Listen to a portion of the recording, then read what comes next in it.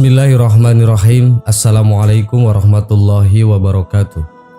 Sahabat yang beriman, dalam ajaran Islam, manusia yang telah meninggal tidak membawa bekal apa-apa kecuali amal ibadah sebagai bekal di akhirat nanti. Amalan-amalan tersebut akan terus mengalir dan membawa manfaat bagi orang yang telah melakukannya semasa hidupnya di dunia. Ada 7 amalan yang pahalanya terus mengalir sebagaimana dijelaskan dalam hadis Nabi SAW berikut. Hadis sahabat Anas bin Malik radhiyallahu an, Rasulullah SAW bersabda, ada 7 jenis amal yang pahalanya mengalir terus kepada seseorang di alam kuburnya. 1. Orang yang mengajarkan ilmu. 2. Orang yang mengalirkan atau menggeruk atau meluaskan sungai. 3. Orang yang menggali sumur. 4. Orang yang menanam pohon kurma. 5. Orang yang membangun masjid. 6. Orang yang mewariskan mushaf. 7. Orang yang meninggalkan anak keturunan yang memintakan ampunan baginya sepeninggal kematiannya. Hadis riwayat Bazar, Abu Nuaim dan Baihaqi. Dari penjelasan hadis tadi, jelas menyebutkan ke-7 amalan tersebut manfaatnya akan terus berkelanjutan dan tak terbatas. Berikut ulasan lengkapnya. 7 amalan yang pahalanya terus mengalir. 1. Ilmu yang bermanfaat. Amalan yang pahalanya terus mengalir pertama yakni ilmu yang bermanfaat. Sebagai contoh, membagikan pengetahuan agama kepada sesama atau membagikan apa yang didapat dari sekolah atau kampus untuk diimplementasikan di masyarakat. Ilmu ibarat lampu yang bersinar. Kalau mempunyai ilmu, Allah akan mengangkat derajat seseorang. Karena itu, sungguh beruntung orang yang memiliki ilmu dan mengajarkannya. Contoh ilmu yang bermanfaat bisa berupa usaha menunjukkan seseorang ke jalan yang baik seperti beribadah, menuntut ilmu, mencintai Al-Quran, mencintai Rasul dan sebagainya. Dalam konteks ini, sabda Nabi Muhammad SAW yang diriwayatkan Imam Muslim yang bersumber dari Sayyidina Abu Hurairah radhiyallahu an berikut ini patut disimak. Sesungguhnya Rasulullah bersabda, barang siapa yang menyeru kepada petunjuk kebaikan, maka dia mendapatkan pahala sebagaimana pahala-pahala orang yang mengikutinya. Hal itu tidak mengurangi pahala-pahala mereka sedikit pun. Dan barang siapa menyeru kepada kesesatan, maka dia mendapatkan dosa seperti dosa-dosa orang yang mengikutinya. Hal itu tidak mengurangi dosa-dosa mereka sedikit pun. Hadis riwayat Muslim. 2. Anak soleh. Amalan yang pahalanya terus mengalir. Kedua, yakni anak soleh. Orang tua yang mendidik anaknya menjadi anak yang soleh akan terus mendapat pahala dari anaknya tersebut. Bagi seorang anak, sudah menjadi kewajiban bagi tiap anak manusia untuk mendoakan kedua orang tua, yakni ibu dan bapaknya sebagai bukti kecintaan kepada mereka yang telah melahirkan, mendidik dan membesarkan. Mendoakan kedua orang tua tak hanya saat mereka sudah meninggal, namun juga kala mereka masih hidup agar diberikan keselamatan dan keberkahan dalam hidupnya. Adapun cara mendoakan orang tua adalah memohonkan ampunan minimal setiap usai sholat 5 waktu dengan teks sebagai berikut. Allahumma gfirli wali walidayya warhamhuma kama rabbayani shaghira. Ya Allah, sayangilah kedua orang tuaku sebagaimana mereka mendidikku di masa kecil.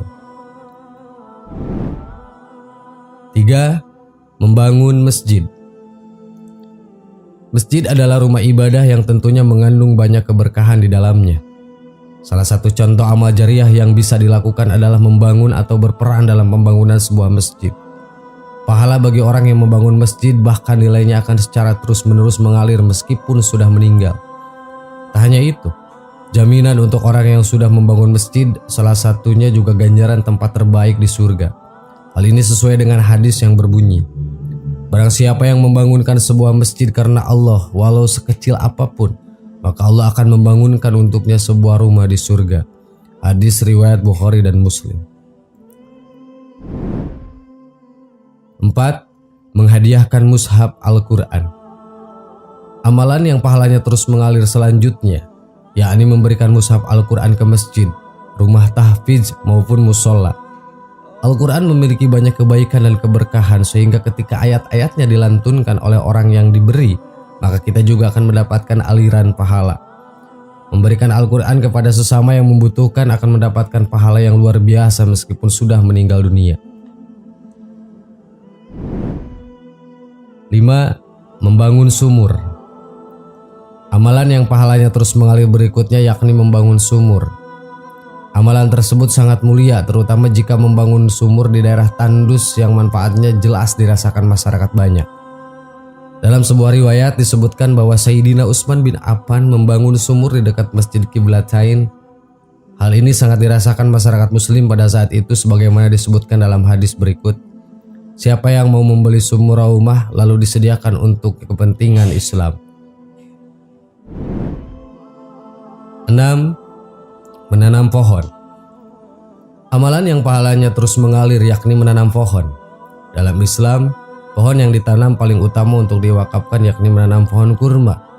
Pohon yang tiap tahun berbuah adalah jenis benda yang bisa diwakafkan, yaitu buah-buahan yang tumbuh dari pohon itu, seperti yang dilakukan oleh Umar bin Khattab radhiyallahu anhu ketika menerima sebidang kebun kurma. Oleh Rasulullah, Umar disarankan untuk mewakafkan kebun kurma itu agar tiap kali panen hasilnya bisa disedekahkan demi kepentingan orang-orang yang membutuhkan. 7. Mengalirkan air sungai. Amalan yang pahalanya terus mengalir berikutnya yakni memperbaiki sungai agar airnya bisa mengalir dan dimanfaatkan untuk masyarakat. Air merupakan kebutuhan utama makhluk hidup baik manusia, hewan maupun tanaman.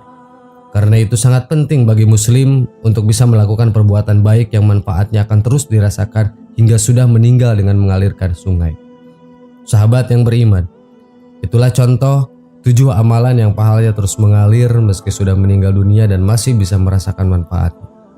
Wallahu a'lam. Assalamualaikum warahmatullahi wabarakatuh. Bismillahirrahmanirrahim. Assalamualaikum warahmatullahi wabarakatuh. Sahabat yang beriman, tidak hanya amal jariah yang pahalanya akan terus mengalir meskipun orang yang memiliki amal tersebut sudah meninggal. Dosa pun ada yang namanya dosa jariah.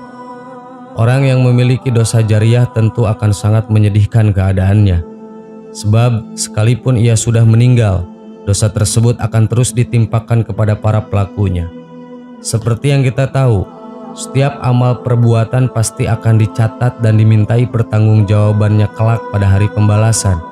Sebagaimana dalam firman Allah berikut, sungguh kamilah yang menghidupkan orang-orang yang mati, dan kamilah yang mencatat apa yang telah mereka kerjakan dan bekas-bekas yang mereka tinggalkan. Dan sesungguhnya sesuatu kami kumpulkan dalam kitab yang jelas yaitu Lauhil Mahfudz. Quran Surat Yasin ayat 12. Orang yang memiliki amal baik dan amalan itu memiliki dampak yang baik serta bermanfaat setelah orang tersebut meninggal, maka ia akan mendapatkan balasan yang baik dan pahalanya akan terus mengalir, itulah amal jariah. Namun sebaliknya, orang yang melakukan amal buruk atau perbuatan maksiat, dia akan mendapatkan dosa dari perbuatan yang telah dia lakukan, ditambah dampak buruk yang ditimbulkan dari kejahatan yang dia kerjakan. Selama dampak buruk ini masih ada, dia akan terus mendapatkan kucuran dosa. Inilah dosa jariah. Jenis dosa ini sangat berbahaya. Oleh karena itu, jangan sampai kita terjebak dalam amalan yang bisa menjadi sumber dosa jariah ini. Berikut ini adalah sumber dosa jariah yang harus kita tahu agar kita terhindar dari dosa jariah. 1. Menjadi pelopor dalam melakukan maksiat. Hati-hati ketika melakukan sesuatu perbuatan. Apabila jika dalam melakukan perbuatan tersebut kitalah yang menjadi pelopornya, tidak masalah jika kita menjadi pelopor dalam melakukan amal kebaikan, sebab itu akan menjadi amal jariah untuk kita. Namun jangan sampai kita menjadi pelopor untuk melakukan maksiat dan kejahatan yang menyebabkan orang lain baik di sekitar lingkungan atau orang yang melihat perbuatan kita itu mengikuti apa yang kita lakukan, sebab itu bisa menjadi salah satu sumber dosa jariah untuk kita.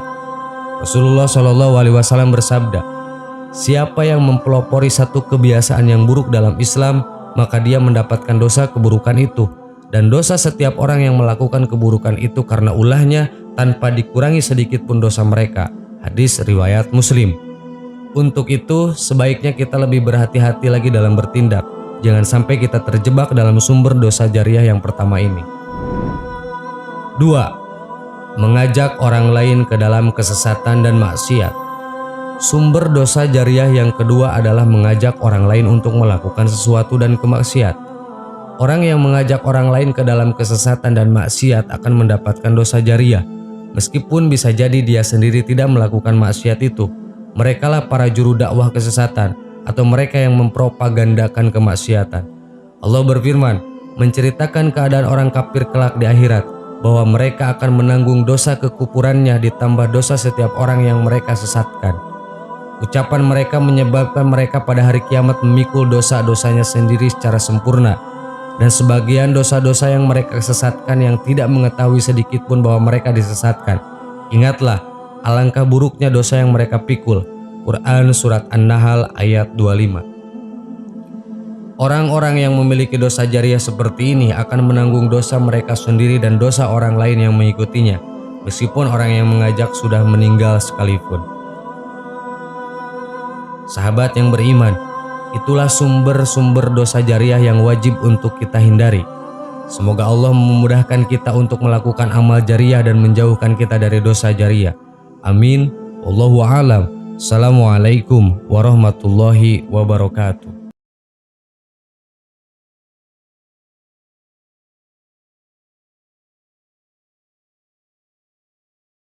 Subhanallah walhamdulillah wala